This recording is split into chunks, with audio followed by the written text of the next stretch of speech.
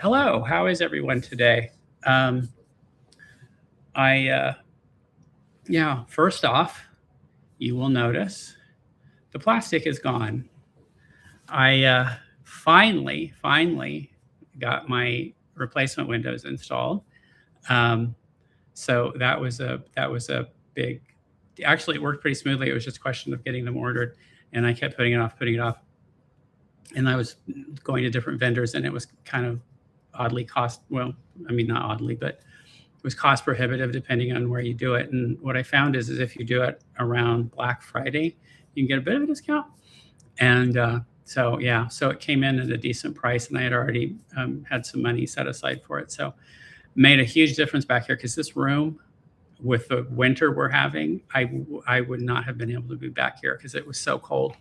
Um, in the evening, it would just get freezing cold. In the daytime, it was fine, but it's like really sunny today. I wasn't sure today if I'd even be able to shoot down here. I thought about having to go up to my office because it was so sunny in here this morning. It was really bright. Camera's not really showing that as much, but it actually did get better. The sun just moved over the other side of the house, so we're good there. Anyway, this was a big deal. I ordered them, I want to say in November, maybe, and they it takes 8 weeks to get them. They came in 4, but then they couldn't get me scheduled because they were waiting for 8 weeks until they said January 19th. Then they called me, I think, somewhere around the 11th or 12th of January and said, we can come out tomorrow. The weather's going to be better. And I was like, yes, please. And so they came out like a week early and got them all installed. And it was a beautiful day. And it was sunny and, wasn't bad. It was cold, but it wasn't freezing cold. And then the next day, the temperature dropped and we got about, I don't know, 6 inches of snow. So it was perfect timing. It couldn't have been better. So yeah, so that was one of the positive things about January. This has been a crazy month. I don't know how you guys are doing with your 2026 so far. I'm like, man, what's up with my moon phase? Let's see. Well, so I have a full-time job, right? I'm a vice president of creative services at a corporation. We had our leadership summit, our annual leadership summit, just this past week, right? Was it this week? God, it feels like a month ago now. I think it was. It was Wednesday I got back. So I had to be there on the 25th. And was it a week ago? Somewhere the week, I don't know. I can't even tell anymore. But I had to go there on the 25th, and that ice storm was all over the eastern half of the United States. And so people were like, I don't know how we're going to get here. And a lot of the production crew came in that Friday, and I was like, I'm not changing. I cannot be gone that long because it costs about $250 a day to board the dogs. And I have to eat that cost. So like, I gotta, if I have to be there on Sunday, it's the very latest, then I'm leaving on Wednesday and I'm not coming on Friday. And I'm going to take my chances. And it just turned out that I just hit the perfect pocket to get there. I had the only delay at O'Hare was getting into line for the de-icing, which I've never had to do that before. I don't think any time I've ever flown, I've never had to get in line for de-icing. That was interesting. And got there, no problem. That was a 90-minute delay, which was fine. I'll take it. And yeah, and got there at 6. When I walked in the door, the production team, our events manager, had dinner ready for us. So we got to eat and meet each other and everything and get ready. And then I went into the ballroom and checked the ballroom out. This is kind of like my thing, is all the video and all the PowerPoint presentations, all that stuff is kind of my area. And we have these huge video walls, which I just love. And I asked for those several years ago and I got them. But this year we had 3 huge video walls, not just one. So it was really cool. I was really excited about it, really played with that. And so the funny thing about it was, I opened my mouth in a meeting in December, or maybe it was early January, and pointed out that, did we want to take advantage of the opportunity if we have the 200 top leaders of the company in one room? Do we want to take advantage of talking about brand? Because the way this company formed was through acquisition. And so when I started there, we had, I think, 198 companies and we had 98 logos. And I was like, I don't know how to deal with this. I had the corporate logo plus the 98 companies we acquired who had not dropped their brand. Well, the momentum for the last 2 years has been everybody has to drop their brand and move to the company brand and the national brand. And there's been some dragging of feet and some pushback and a lot of politics and stuff. Most of the company did, but we've still got about 30% that need to move over. And they've been dragging their feet. And so I thought this is a great opportunity because some of the people dragging their feet are going to be in that room. And so the CEO's chief of staff said, well, we can maybe eke out 15 minutes to give to Mitch to present. But then it came around, we were having everybody do pre-work. And they said, well, maybe Mitch can make a pre-work video. And that would help that way, because it was hard to get me even 15 minutes in there. It was hard. That was a very tight agenda. And I think it got shaved down to 12 at one point. And I thought, well, what can I say in 12 minutes? So, and I've presented before in front of a lot of big audience and stuff. I'm not averse to that, but it was January because I was like, I wish I'd known this in December because I would have worked on it in December over the break. But yeah, I was like, okay, let me make a video, let me pre-work video. So I had an idea of what I wanted to say, but I thought I want to talk to the regional marketers because they're in the field, they're in the weeds, they're out there with our salespeople. What are they hearing? What do they need to know about brand and this transition and companies that are struggling with it and stuff? What do they need to know? So I asked them, and boy, did I get an earful. And it was like they completely nuked my entire script. And I went back and rewrote the entire thing. And we've been working on this sort of like a strategy document for the next 3 years. And we worked with McKinsey, and it's like, it's a big, big deal, this huge change. And so I use that strategy document as almost like an outline for how I wanted to align all that to the brand and why this transition is important and why it's good for the company and why it's good for them individually as now office owners. And I ran it through ChatGPT. ChatGPT confused the hell out of me. It got overly complicated. I took what ChatGPT kind of outlined out, and it was about 11 pages. And I'm like, there's no way. And I put that up with my colleagues and said, please review this, edit, chime in. I then also sent that out to the regional marketers and said, what am I hitting? What am I missing? And they marked stuff up. And I put it back through ChatGPT, which then confused me even more. And so I thought, oh, screw it. So I took what I had from ChatGPT, put it into Gemini. Gemini made it consistent and then from there, I took what that did and rewrote the whole thing because you can't take what they give you. You can't. It's always it's a lot of, they love the M dash, don't they? Those LLMs love the M dash. I used to, now you can't use them. The TikToker young people call them Chat GPT hyphens. That's what they call them. It's like, no, it's an M dash. So I rewrote the whole thing and it came into about 11 minutes and I recorded it because I've been doing videos so much for the last year. I just sort of used my own format, my Watchmosphere format. And I did this video and it was about the brand and I went all the way through it. I posted it and I shared it with our leadership and the CEO wrote back in all caps and email, this is fantastic. I want everybody to see this. And so we added it into the pre-work and long story short, I got there Sunday night and a few people came up to me and said, this is great. Monday, it was like I was freaking Madonna or something. I was just like being mobbed. And then Monday evening, we went into a cocktail party. It was like an invitation-only cocktail party. And the CEO said something about that. And then we get into the full room before dinner. And he said something about that. And the entire freaking auditorium, the ballroom just erupted in applause. And I was like, okay, well, now I know I'm an introvert because I wanted to crawl under the table. Like seriously, that much attention. It's like, and plus I was working. I was very focused on what I was been doing and walking in on that. I was like, I mean, it was great. It was great. I'm like, you got to get over this. This is like stupid. You can allow people to appreciate you, not always the easiest thing to do. But so that was that while that was going on and leading up to that, as some of you know, I had to put my dad into assisted living last summer. We moved him into memory care last fall right before Thanksgiving. And the week before I was in Atlanta, we changed his level of care to hospice. So that doesn't mean he's at end of life. It just means we're getting there. We're getting close. And then while I was in Atlanta, I found out my cousins had been trying to reach me all weekend because my aunt had died. No, she was 87. I don't begrudge an old person their death, but it did surprise me.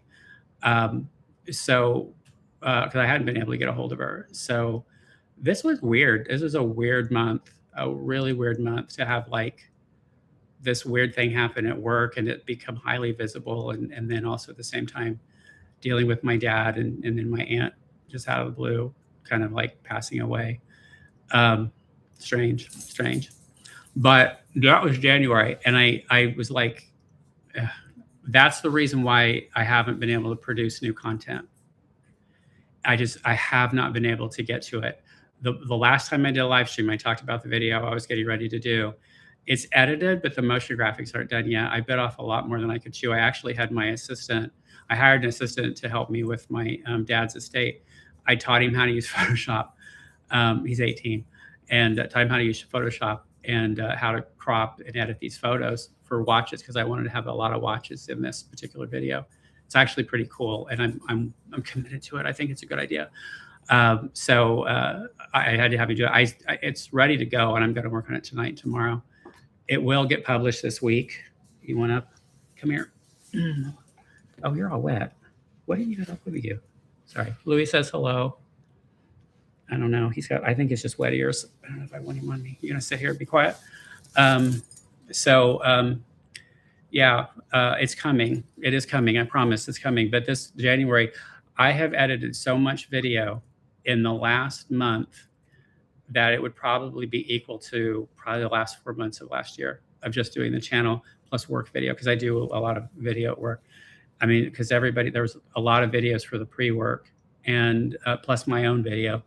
And so, it's crazy. But it is coming. And I actually am excited about this. And once I get this one out, I'll get back onto my regular cadence because it should slow down, fingers crossed. So, yeah. So that was my January. I don't know how your Januaries are going for you so far. How were the holidays?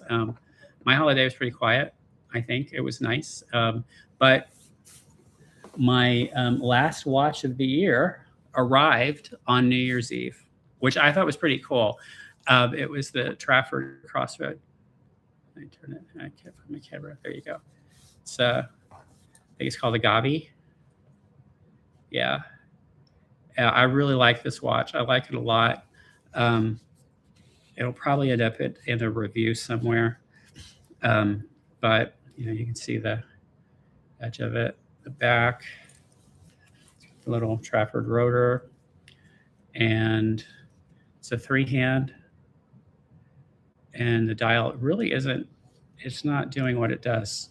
But it's that crystal is very, very reflective. But it's real pretty.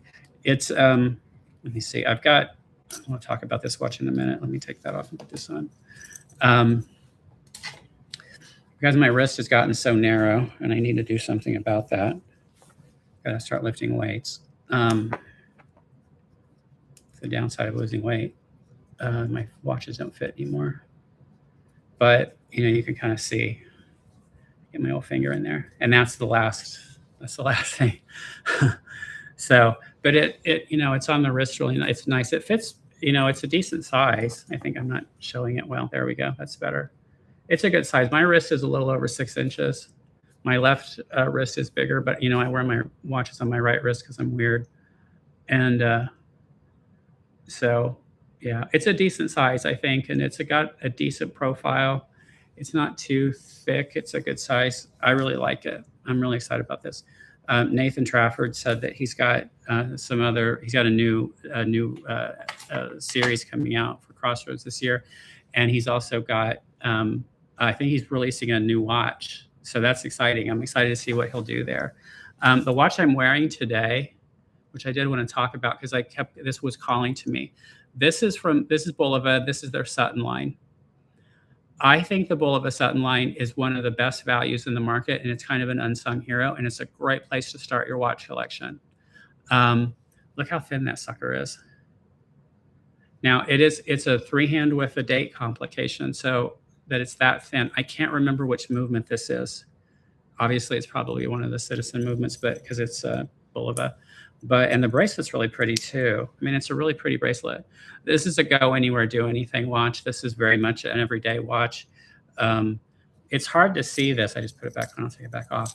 Let me see if I can do it with my phone. Because the dial is actually really pretty. I don't know if you kind of can see it.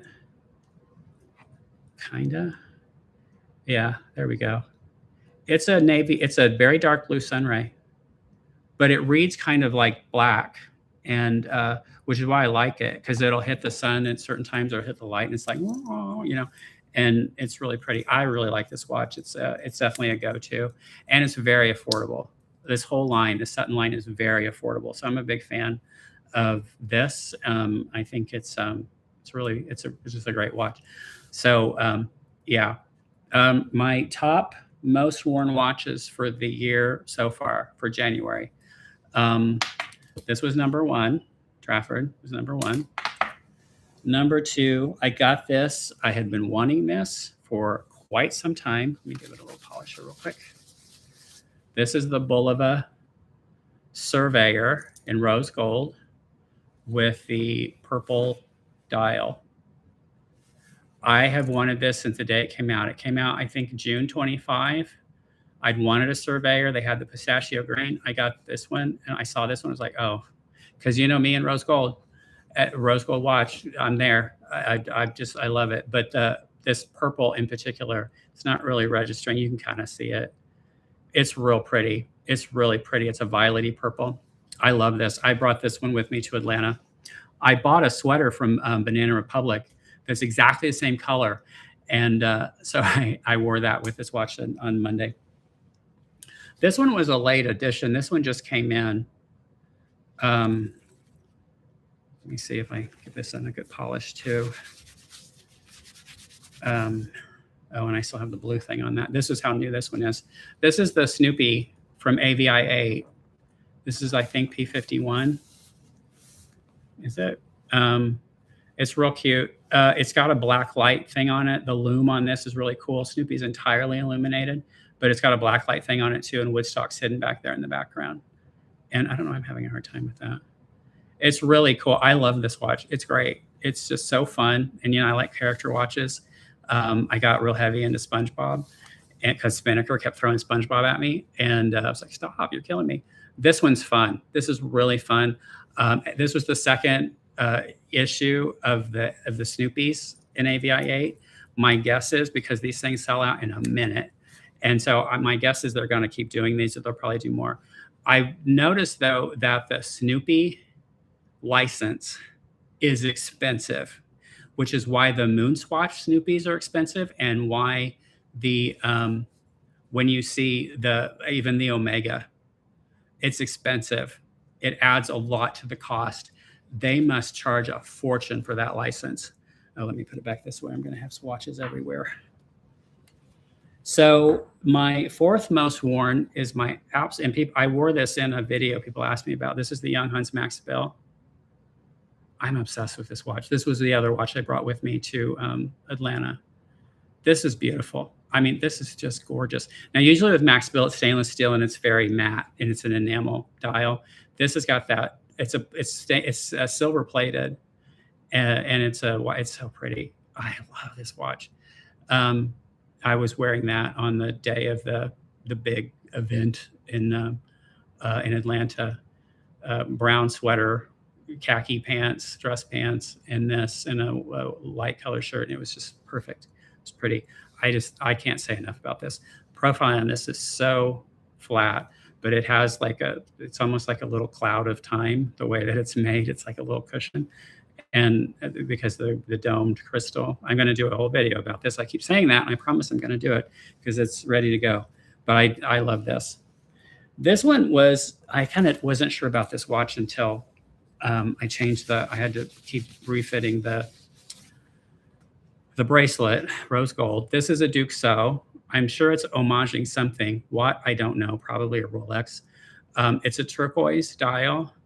It's got a crystal white sapphire bezel, and then the indices are white sapphire. This one looks like money. I like to wear this one when I need to look like I'm, when I want to intimidate somebody. This was what I call my airport watch. Just fancy enough for people to say, "Oh, get out of his way," And I love turquoise. I love aqua. It's my favorite color. I found this thing here too. Real pretty. It's a good flat. Duxo makes really good watches, and they are homage. But it's funny because Duxo made an homage to the Patek Cubitus, and they actually made it better. Like, it's actually a better design overall, because the Cubitus basically is just Terry Stern taking the Nautilus and flattening it out and saying he's a great designer. But yeah, I really like this one now. I'm having problems with bracelets because I'm having to take basically every single link out in order to get them to fit, because I've lost so much weight. And I had to do that with this one. And then I was like, okay, well, I like it better now. Number 6-ish for the year. Some of these now I'm getting into. I think the next 5 are probably all worn about the same time. I showed this one in the last video. This is the Spinnaker Popeye Challenger. It's called Anchor Arms. That is so reflective, but it's really cool. And then look at the dome. It's a high dome crystal. I think this is done for diving purposes. I'm not really sure why. I'm not a diver, but I'm a big fan. I love this watch. I have 2 Popeyes, and I've been really wearing this one, and I wasn't sure about the yellow. They had one that was all black watch. The case was black, and then Popeye was in a grayscale, and I wanted that one too. But I'm like, I can't keep doing that. I can't keep buying the same watch in different colors, because that would just be weird. But that one's fun. And then you've seen this one before because I wore it in the last one. This is the SpongeBob I Spy. This is ridiculous. This was the other watch I wore in Atlanta. Wore this one specifically to get people talking. And it was a good one because you're like, what is that? Is that SpongeBob? Like, yeah, it's SpongeBob. And people laugh. This one is Suggest. And I actually hadn't been wearing this for a while. And I was thinking about selling. And the watches I've been thinking about selling, I thought, I need to wear these before I sell them, just to see if I really do want to sell them. And this one was like, it ended up back in the rotation. And this is the Tudor Black Bay. I forget, they have a term for these colors. It's like, it's all about like Miami Beach and stuff like that. It's like pink, and then there's the one they call flamingo blue, which is weird because flamingos are pink. I actually really like this. I have to say, I like it. I like this so much it makes me want the Tudor. And that's saying something, because that Tudor is not cheap. But this is really pretty cool. The difference on this one and the Tudor has a date complication at the bottom. This one has the power gauge, because this is a manual wind. And I do like manual winds to have a power gauge somewhere. Some brands are putting the power gauge in the back of the watch, either in an opening, or it's a exhibition back and you can just see it. But I really like this. This is actually pretty good. This is the heaviest watch I own too. The profile is not particularly thick. This is a very heavy watch. It feels real heavy, and I kind of like that. This is the watch I was wearing yesterday. This is Abington Jordan in the Cobra. This is a race watch.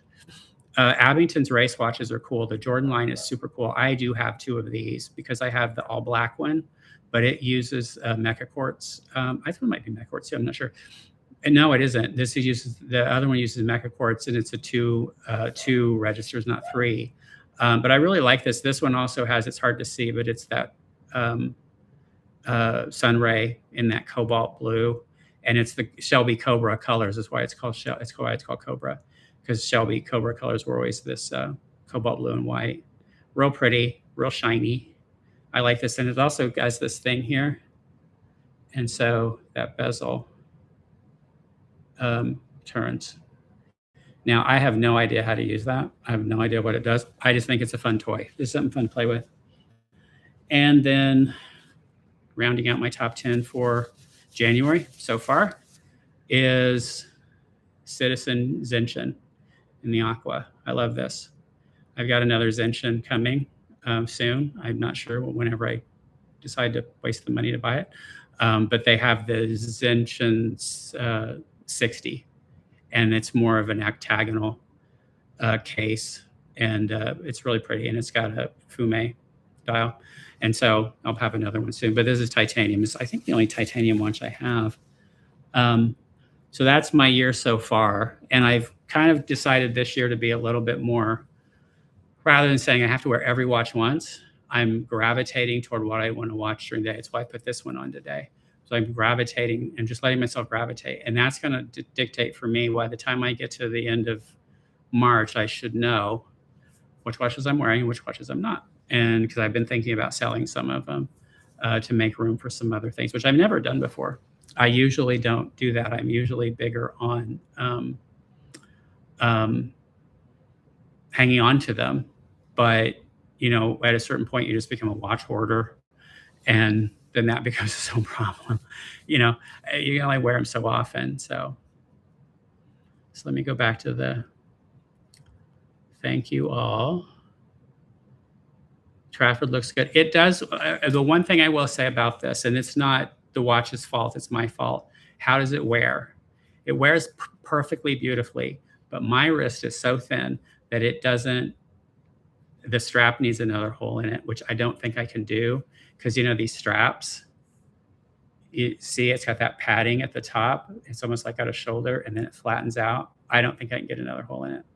So that's on me. I gotta get this wrist bigger. I have one of those things, one of those grippy things. I just never use it. I think I need to start going to the gym. I really don't want to, but you know, I was just doing a lot of workouts at home. And then my chiropractor does some things too that are more built around strengthening muscle rather than, you know, doing the cracking. It's like strengthening muscle. And that's been really helpful. Because when I first came to him, every joint in my body hurt. I mean, I weighed 275 pounds. And I weighed, as of today, 157, which is a little too low. I need to get up to about 160 and be happy there. It keeps dropping down. But yeah, so it wears beautifully. I really love it. It feels real solid. You know, the thing is too with microbrands, and I've talked about this in the microbrand video, is you kind of have to take your chance the first time, because unless you have an opportunity to see them, which I say go to watch shows. If you can see the brands at the watch shows, it gives you an opportunity to sort of experience them. And I had experience with this, so I knew it was good. But wearing it, even still, like I didn't really recognize how, I don't know if you see it, the crystal is domed to follow the dome of the case. But it's not, and it's not like that Popeye watch where it's super thick and it distorts. It's even. So I would imagine it's the same, but it's domed to follow it. I really like that. There's a lot of detail in here that I really appreciate. You can tell Nathan's a designer. There's a lot of detail, and it looks simple in the design, but it's not. The simplicity, as I said, is not the easiest thing to pull off. So it's really good, but it wears beautifully, I think. Visited Glashütte yesterday, a bit overwhelming, I will bet. Nomos, yes. Got back to commenting. Oh, cool. Yeah, I would imagine going to Glashütte would be overwhelming. It would be like, I don't know, it's like going to like Candyland or something for, it's like Disneyland for watch collectors or something. It's like, oh my God, this is like too much. I'd like to go. I love Nomos. I think Nomos is a really interesting brand. A lot of the brands, the German brands, lean into Bauhaus, and I think I get the impression that German people are very attached to Bauhaus. I think because I think it means something to them. It wasn't just a design aesthetic; it was kind of a movement, and I talk about that in this next video because there's a really interesting story about a particular watch brand that made a very iconic watch based on Bauhaus principles. And they even to this day have it on their website. So it's a little teaser for which one it is, because it's actually quite interesting and quite a juxtaposition, because Bauhaus really was a socialist movement. It was about taking the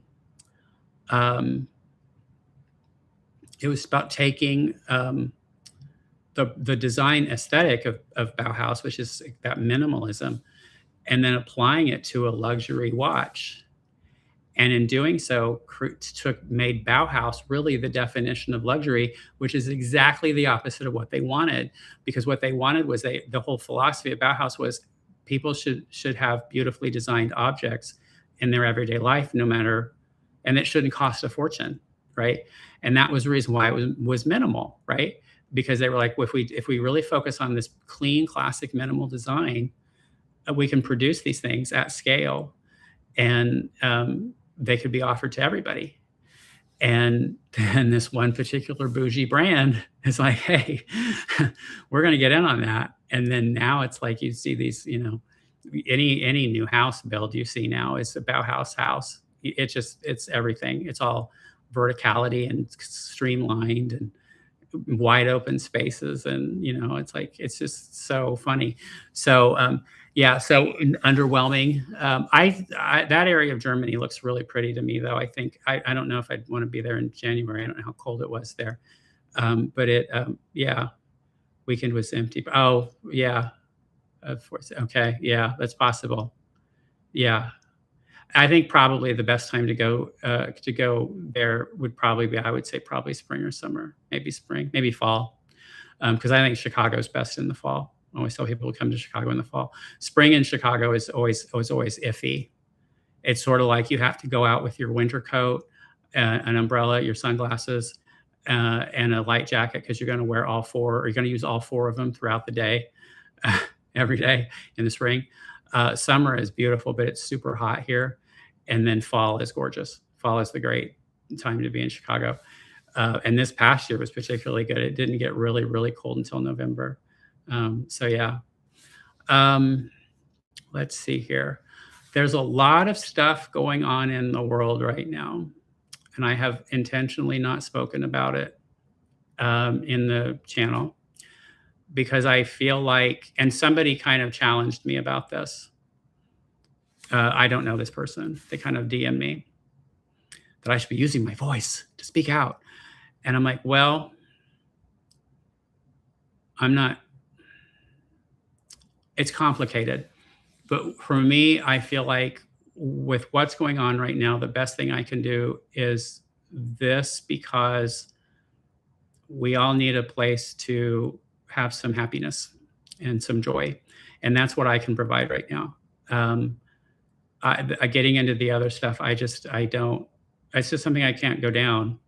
It's too complicated for me. And if things happening in the world, and who cares? Who cares what I think, right? I'm not going to change, I'm not changing hearts and minds here.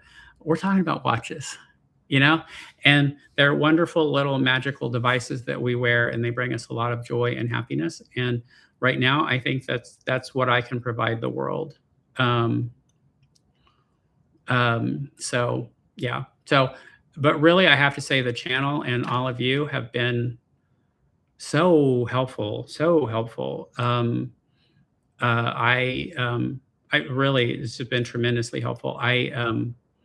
We did cross over 4,000 subscribers, which was the reason why I wanted to do this today, and because I haven't published in a while. Let me see where we are. Exact number. Analytics. Time subscribers. And they make it so hard on the phone. 4,191 is where we are. So we're about to crack to 4,200. So it's pretty cool. That's really been a joy for me. Really super helpful. I've enjoyed the conversations we're all having in the chat or in the comments. Some really interesting comments. I am trying to respond to everyone. I don't always get on it really quickly. It's at times taken me an hour and a half to answer everyone. But it's fine. I think eventually, just because based on other YouTube watch people I follow, they've all said that they get to a point where they can't respond to everybody. So I want to figure out a way. There should be some kind of an AI app that somebody must be making that can help manage that more, just so that I can group comments into themes so I can respond sort of more from the community page as posts and stuff. I think that would be more helpful. But right now, I'm getting to everybody, and I'm pretty committed to doing that right now because I think the conversation's fun, and it was something I didn't expect. I also have really enjoyed that the international um, community that's been created here. I did not see that one coming at all. And I love that because I've worked in global companies before, and the company I work in now is strictly the United States. And I haven't had that in a while. And where it's just so I'm kind of confined to the United States. I love working for an international company. My friend Adam is working for an international company, and he just spent the entire month of January in China at their headquarters, and he has had just a wonderful time.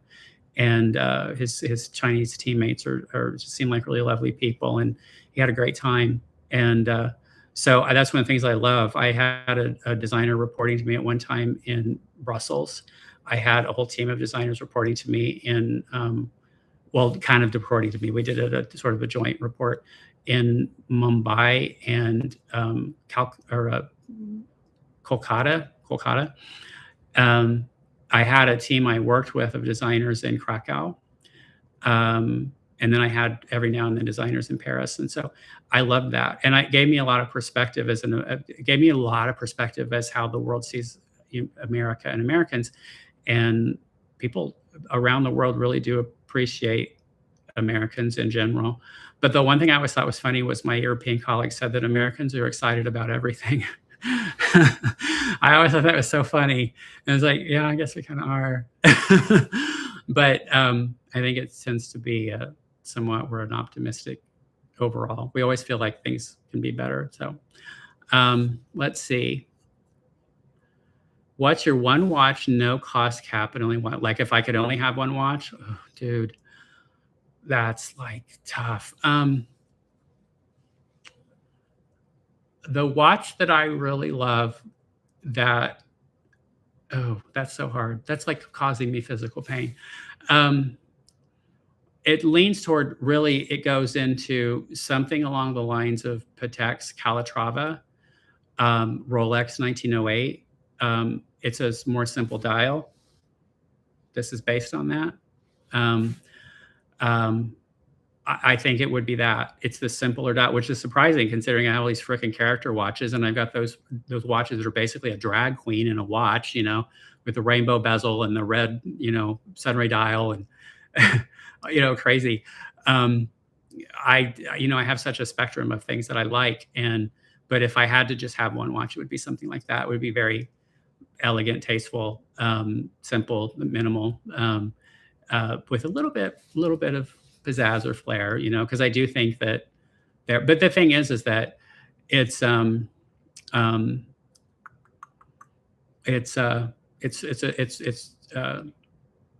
there's so much to choose from. There's so much to choose from. I do have I love race watches too. And I do have something really cool in the works about that with race watches. So something's coming soon, and I'll have more information about it. We're working out something right now. But I've been talking with a brand about doing a review. I haven't done watch reviews. I've got a Chinese brand asking to do a review too, and I'm debating that. I don't know how you all feel about that. The Chinese brand is very much an homage watch, but it's homaging a Jacob & Company watch that is absurd.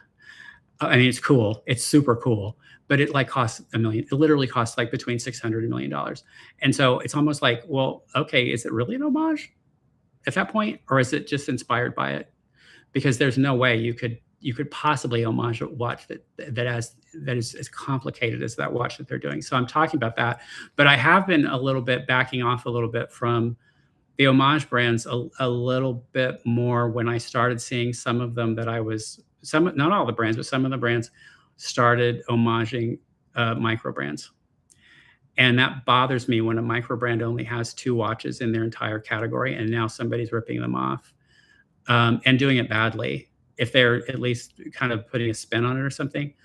So it feels to me like a bit of integrity, and I've been thinking about that. I don't know how I go at that. Anyway, but there is something coming. I've never done a review. I've had some people reach out to me. I've given them my terms and never heard from them again because basically they wanted me to do a good review.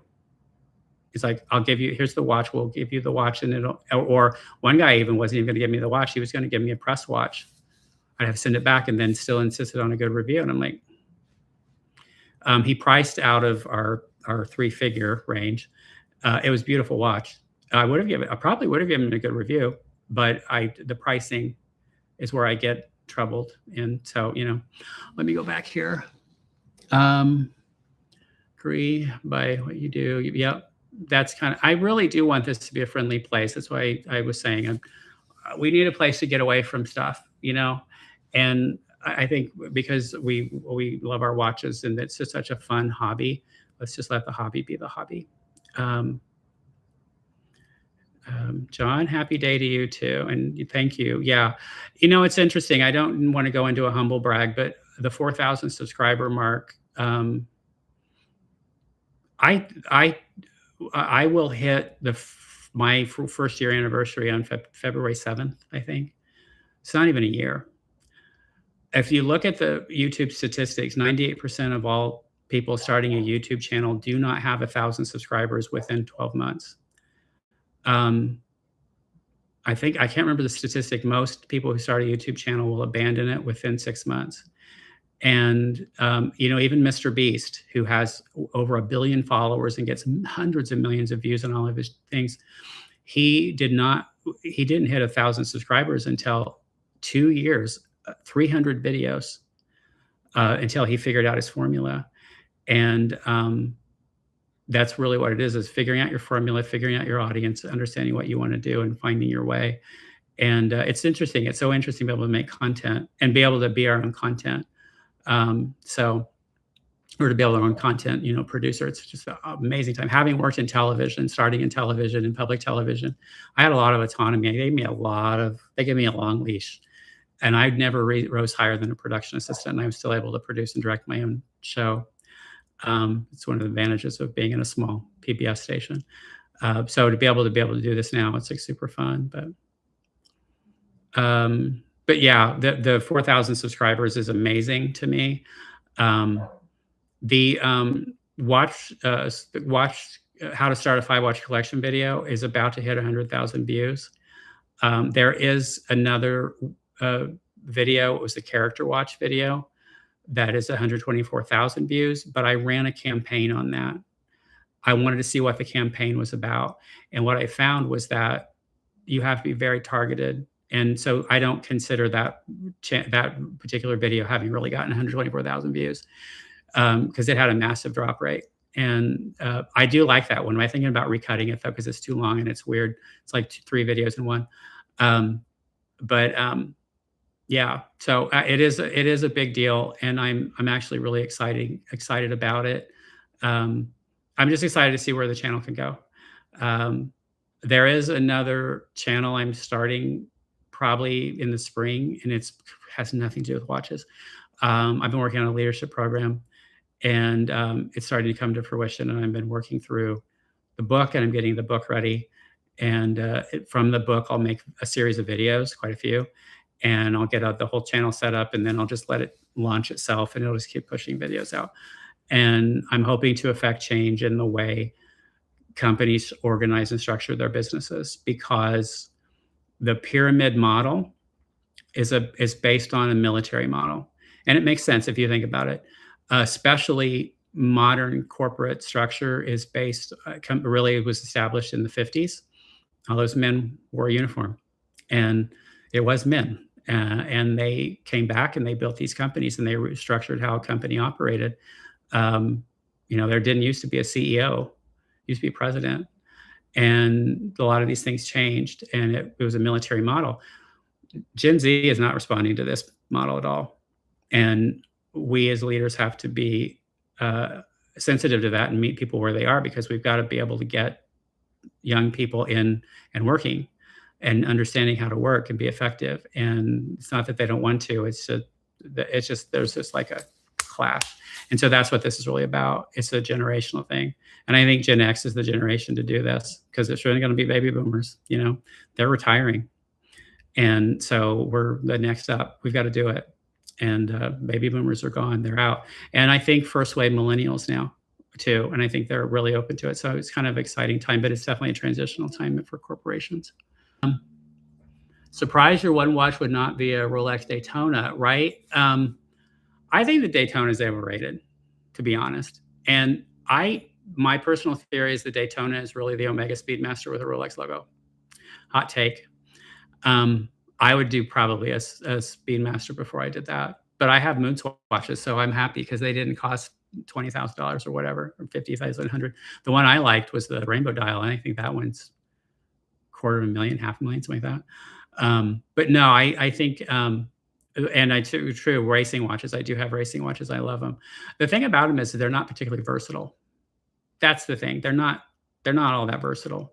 They are very specific and they stand out. So if that was the only watch I had to wear all the time, I think the more design a watch has on it, the easier it is to get bored with it. It kind of burns you out, which is why I think minimalist design is so appealing to so many people, because it's softer, it's gentler, it doesn't demand as much from you. It's almost like it's a hug rather than a look at me, It's that I'm an introvert. What I really realized getting that round of applause and all that attention at the Leadership Summit is I am still a hardcore introvert. And, I think the thing about introverts and extroverts think there's something wrong with introverts, and introverts think extroverts are obnoxious. But we're sort of like, we don't want to be your audience. And that's how I feel about some of the flashier watches, is like, I don't want to be your audience, maybe every now and then, but not every day. So that's the reason why. Let's see. Not a fan of the homage watches. I bought my Top Time, someone said. Yes, absolutely. I do have some Suggest Top Times, and I bought both of them without realizing, because I wasn't paying attention to Breitling. The only Breitling I was looking at was a Super Ocean, and I hadn't even paid attention to Breitling. I hadn't paid attention to Breitling, and I ever really, even though I pass a Breitling boutique in the bougie mall I go to out here. And then I saw that, and I saw both of them, and it was like, oh, I accidentally bought an homage watch and didn't know it. And that's part of why, I guess it just feels like the inauthenticity of it. Suggest actually makes exceptional watches. They are so well built. 10 years ago, they might have done an homage to a Top Time, and it would have been just crap. It would have been cheap movements, cheap materials, and it would have looked like it, but you would have known immediately. Now, they're making them. I just wish that Suggest would just tweak it a little bit, just enough, just to say this isn't an exact thing. I will say this though, and this is something I've known. When Chinese people go to art school, one of the things they are taught is to replicate master paintings so exquisitely that it's difficult to tell which is which. They're taught to do that because in Chinese culture, it's considered a form of respect to be able to paint to this level, right? And it's not considered like copying, and they look at it as it's inspired by. It's an inspiration. And so when I've gone into that with that thought in mind, and this was something, there's a documentary called Made You Look. It's on Netflix. If you're interested in art at all, it's interesting. If you're interested in crime and fraud documentaries, it's really good too, because it's about this art gallery. It was the oldest art gallery in the United States, called the Knoedler Gallery in New York City. And they sold something like $60 or $80 million worth of fake paintings, because they had a Chinese artist who was painting Rothko and who was the other one? Pollock. Jackson Pollock and Motherwell and what was the one guy? These mid-century painters. And he was doing these so well that experts were getting fooled. Some experts were getting fooled. But at the same time, the director of the Knoedler Gallery was also creating fake provenances for these paintings. And one of the things they talked about was how in China, there's this tradition of homage that's considered respectful, and not the mistake that they made though was that the painter painted the artist's signature, and legally that is considered forgery. If he hadn't put those signatures on there, they would have gotten away with it. But because they had the signatures on, it said, "Oop, you're cheating." Interesting, though.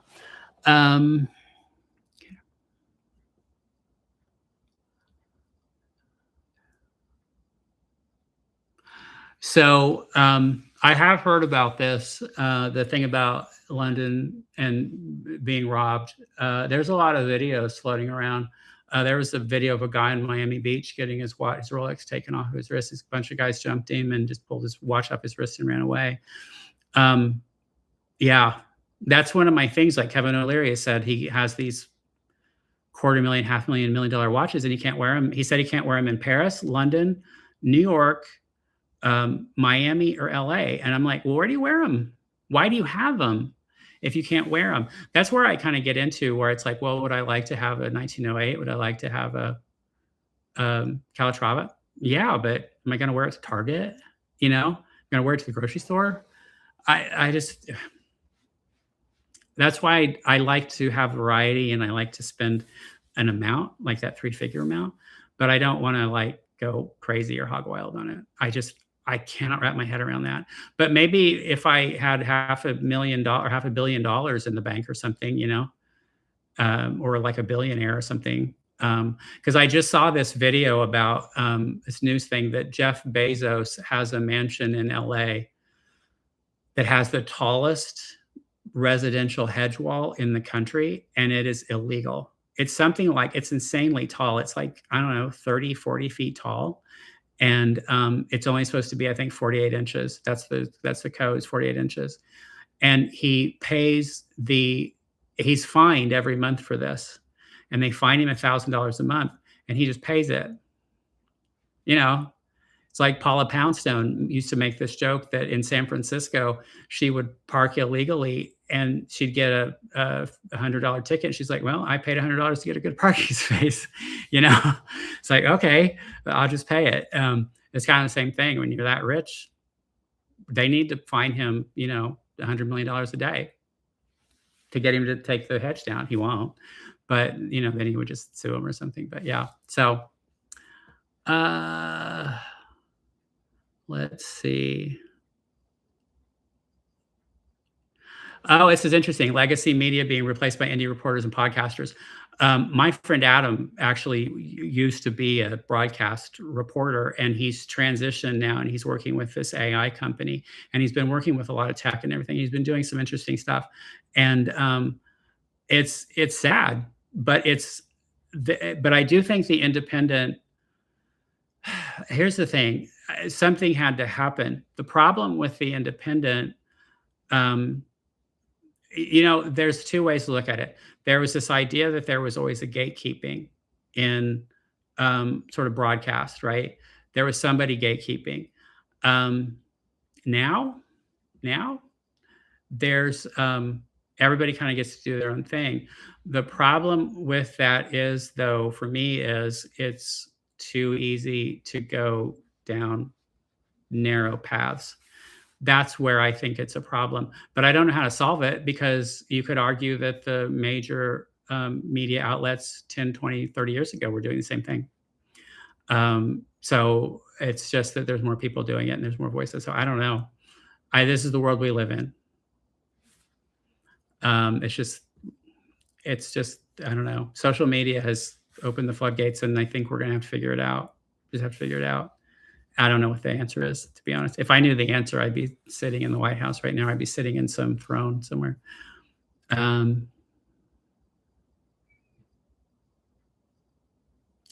Oh, cool. Tomorrow's going to be a massive watch day for me. I ordered it's Selton, right? Selton, is it Jew? Is it Joy? Back in October. Selton watches are gorgeous. Congratulations. That is exciting. Those watches are beautiful. They are gorgeous. That is beautiful. Well, that's good. You got to post it. Yep. At the end of the day, these are just beautiful pieces of art that we enjoy. Yes, I agree. And that's why, you know, I think when I first got the SpongeBob watches and I was posting them on, what's the name of that what is that? I want to say Glassdoor, and that's not what it's called. Watch Crunch. Um, and these guys would just come at me and they're like, "This is juvenile. These are for children. This is for children getting the hobby." And I'm like, "They're $400 watches. They're 43 millimeter cases. Are you serious? No, they're for collectors." And I thought, why are people getting so mad about SpongeBob? But I got to thinking about it. And it's like, well, as a designer, I'm responding to the way the elements of like SpongeBob's world are transferred into a watch, because like on the dial, it's the SpongeBob font, right? That's cool. Turning SpongeBob's face into this and like his hands, and those are his hands, and he has those funny hands. But the funny thing about it is that on the hands they put his sleeves on it. you know, like that's fun. I don't know. I just think that, and then like the thing with Snoopy, it's the same thing with Snoopy. That's the Peanuts font, right? And so I think that that's super creative to me. I just think that's really fun. They So I think when people are getting like freaked out or angry about these things, it seems funny to me, because it's like these are really just little works of art that we wear on our wrist, and um, they just bring little bits of joy to us during the day, and it's just fun. That's why I think it's a fun hobby.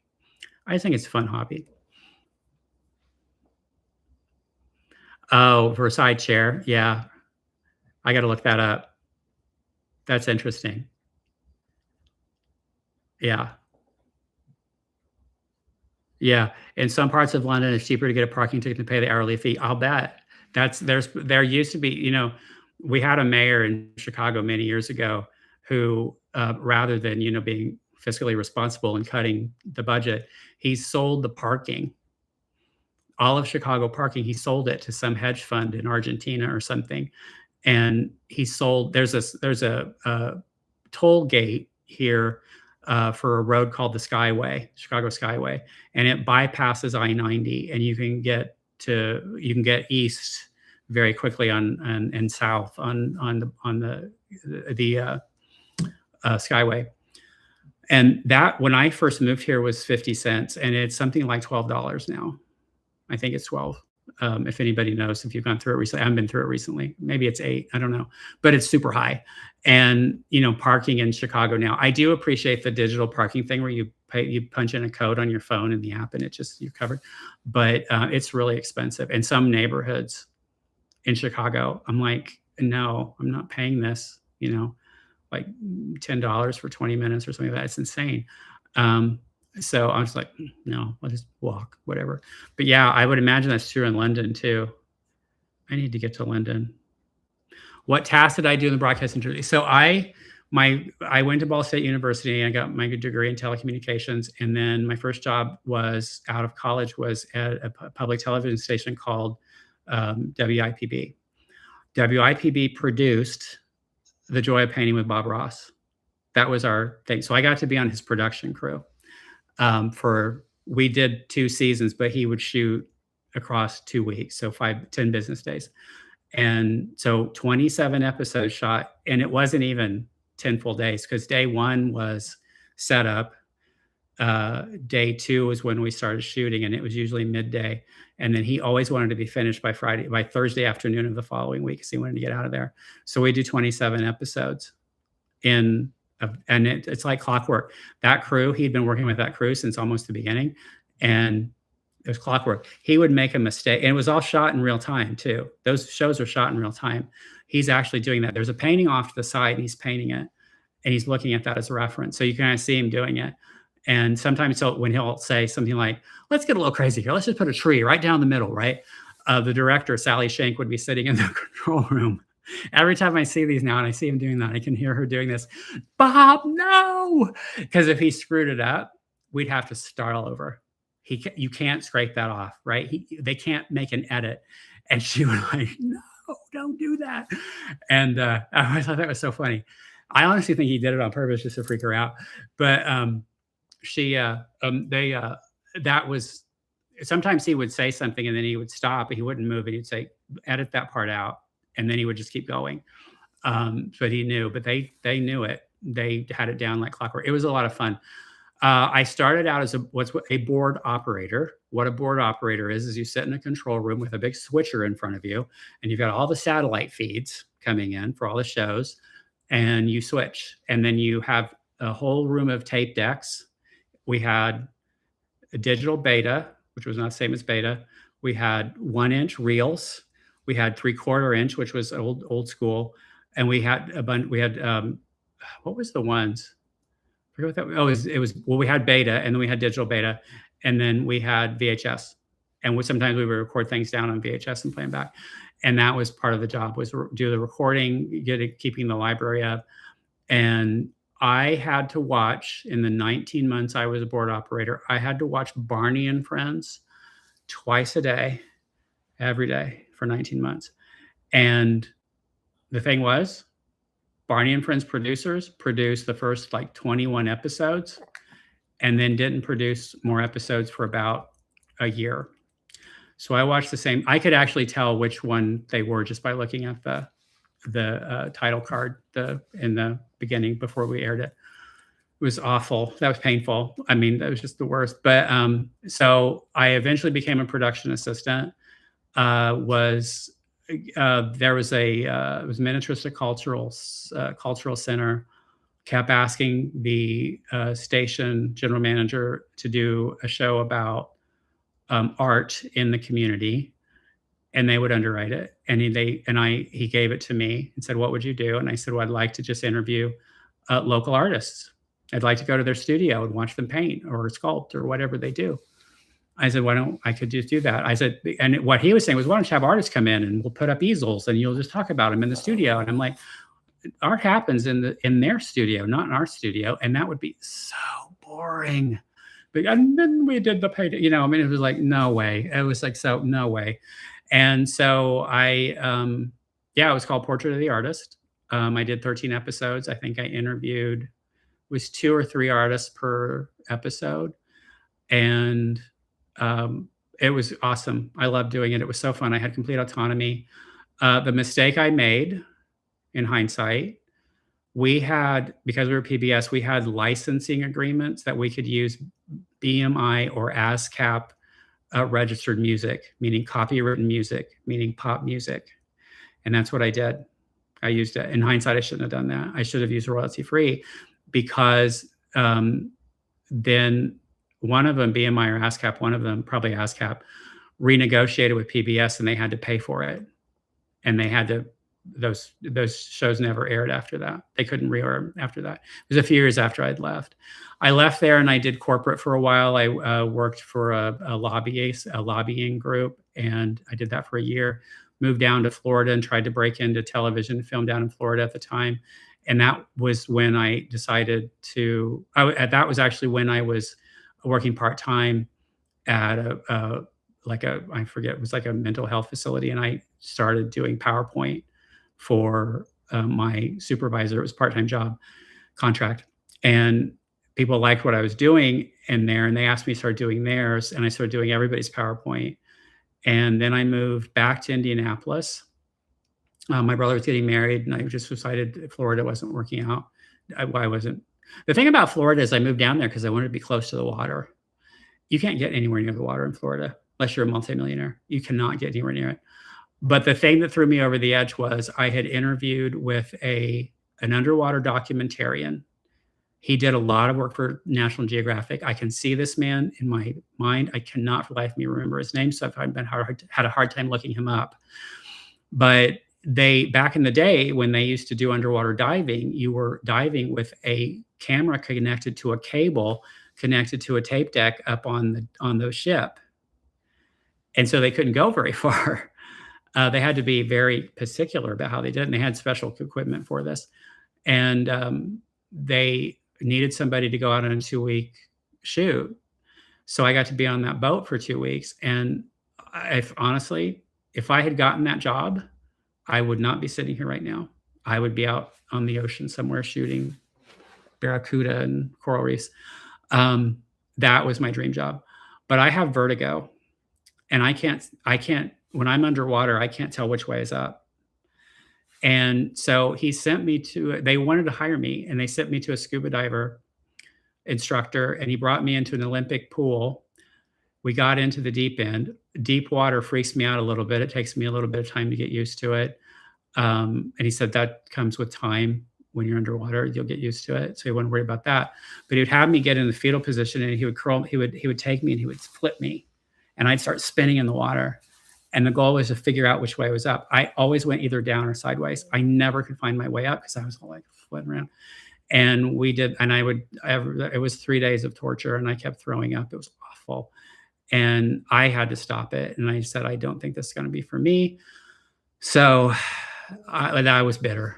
And then the last job I did in Florida, I was sitting in a public access station editing a church's capital funding video and thinking, well, I'm not Steven Spielberg, am I? I am nowhere near where I wanted to be. And I decided to move back home. And I just happened to trip into it. I took a contract job. I started doing PowerPoint. It was a consulting firm at a hospital. And they said, you have very marketable skills. You should look in consulting. And that's how I ended up at Deloitte in Chicago. And that's what brought me up here. So yeah, that's my story. So let's see.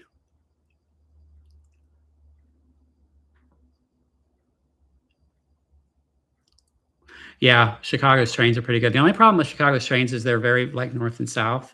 And I wish you could take a train west and like, there's been talk about doing that, but the cost of it is astronomical. It's something like $4 trillion to over 30-year plan. There is a plan to do it. It's just, it's not that easy to do because you have to destroy neighborhoods to do it. You have to go through neighborhoods to do it. So that's the only problem with it is it tends to be very vertical. And then you end up in buses. And ideally we'd have trains. That would be nice if we could just take trains out. Because if I had a train to the suburb, I mean, I can take the Metra, right? But the Metra is its own thing. It's not the same thing because it goes into Union Station and that's the only place it goes. And then from there, you have to catch a bus to get to another train. And then it becomes a planes, trains, and automobiles situation to get to work. So Bob Ross was a national treasure. He is. And I have to say, because people ask me this all the time, he was exactly like what you see on camera. He was the most authentic person I've ever met on camera. When I was working there, we did a show called Country Hit Videos. It was with a local country music radio station. And there was 2 DJs and they would come into the studio and they would basically just do MTV, right? They would sit there and they would talk about musical artists and country artists. And then they go to their videos and then they come back and forth. And they do that thing down in Branson, I think called Fanfare. I had a very different view of country music and country musicians after that. We'll leave it at that. A lot of performance, a lot of playing a character, we'll say. But all of the stuff that you think of in rock and roll and metal was happening there too. It was interesting. And a lot of those people were some of the rudest people I ever met. Did happen to get the chance to, I didn't really get to talk to her, but Dolly and Reba were delightful, absolutely delightful. They're about the only ones. Everybody else was like a diva bitch. They were not nice people, most of them, very rude, and didn't want to be there, which was weird because it's like, well, why'd you come? Fanfare, though, just so you understand how they do it, the press lines up in a long line, and then they have these chairs set up, and everybody's camera has like the chair set up that you're going to interview, and they just keep getting up and going chair to chair. They just keep moving down, and it's literally 200 chairs. It's like it's grueling. So I get that, and we were toward the end, so because we weren't big. The big media outlets got them at first, and by the time we got them, they were over it. But I don't know. To me, it's like it's a privilege to be able to be a celebrity, and you should at least be gracious to people who are trying to help you. So anyway.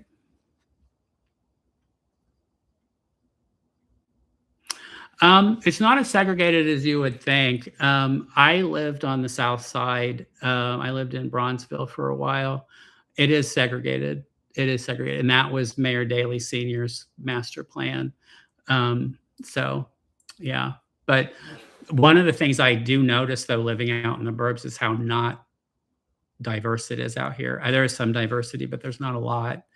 And it weirds me out a little bit. I'm so used to a lot of diversity. I love that. You know, the neighborhoods I lived in, Bronzeville is very diverse, Edgewater, very diverse, Uptown, very diverse. And then coming here, it's like everybody's white, you know. It's a bougie area. I will admit it's a bougie area. I didn't realize how bougie it was until I got up here or out here. But I do like it out here. I like the quiet. I like my lot feels like a little mini park, and that's what I like. And I like having space for the dogs. So which Mr. Jones are you going to get? There's one. I have to look it up now. Sorry, I'm trying to do this one-handed because Louie's laying on my leg, or laying on my hand, my arm. Can't move Louie. There we go. I do love Mr. Jones. I don't know if you guys are following Mr. Jones on YouTube, but he does, Crispin does a lot of videos, and he's talking a lot about their watches. And it's really fun. And I really enjoy it. This one, Chaosify, that's the next one. I'm a little obsessed with this one. I used this in a video, and the more I looked at it, the more I liked it. I thought, oh, I might have to get that one. I've done that with a few watches I put in a video, and I keep seeing them thinking, I like that. I might have to get that. So that one's pretty cool. I like the way that they make the watches with the discs of the painted discs or printed discs that sort of turn and everything changes and stuff. I just think that's absolutely fascinating. So I really, really love Mr. Jones. It's very unique. I think Asterix does things like that. And they recently just, I think it was Asterix that just did the Charlie Harper line of watches, which are pretty cool. But some of the feedback has been, it costs twice as much as it should, just based on the quality. And that was the thing I was concerned about that. So I was like, I don't know, it's a little niche, but I do like Charlie Harper. He's an illustrator. He's I think mid-century illustrator, and he did a lot of animal drawings, nature drawings, but he did them in a very geometric way. It's kind of very similar to Frank Lloyd Wright's illustration. So, well, I've gone well over an hour, so I'm going to let you guys get back to your Sunday. Thank you all for joining. The next video, I promise, is coming out this week. I will stay up all night for the rest of the week if I have to get it done. I'm excited about this one. I think it's going to be really cool. I think it's a bit of a niche topic, so it probably won't blow up like the 5-watch collection one did, but it doesn't matter.